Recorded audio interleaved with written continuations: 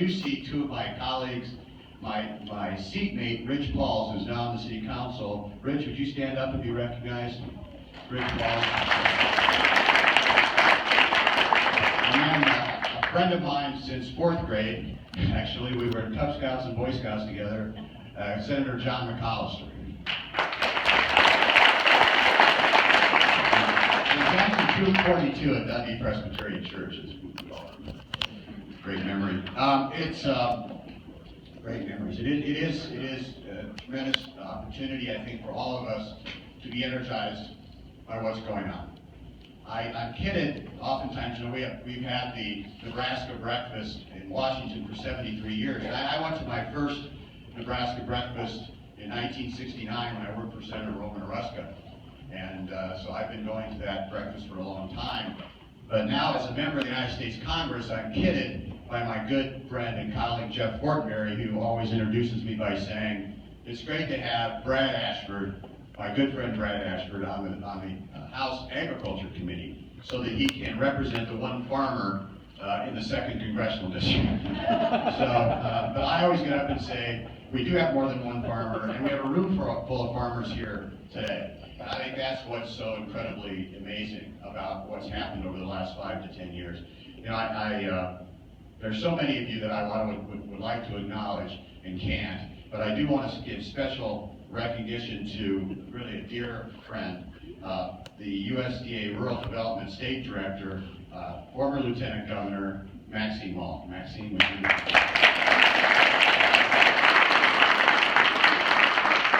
I've served with Maxine. I've served with a lot of people over the years, but I've served with Maxine Mall, and she was an outstanding Lieutenant Governor and is doing amazing work in her capacity at the USDA. So thanks Maxine, for doing all the hard work that you do.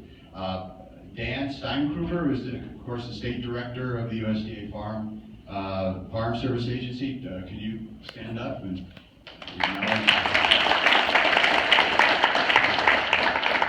Dan and I met earlier this week and had a nice conversation about many things, about how we can get prices up and move our farm economy forward. And we're all anxious to see a little uptick in prices. Sam Reichert. Sam, would you stand up, please?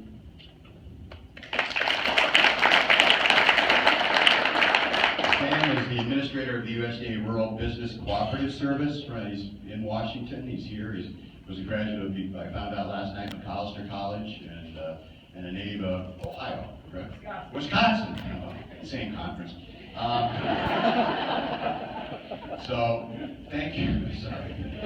Thank you all for being here and providing the leadership that you do. Also, all of you who have participated in the planning committee, I know there are many of you. Could you just stand up and be recognized as well? I just want to thank you for your participation.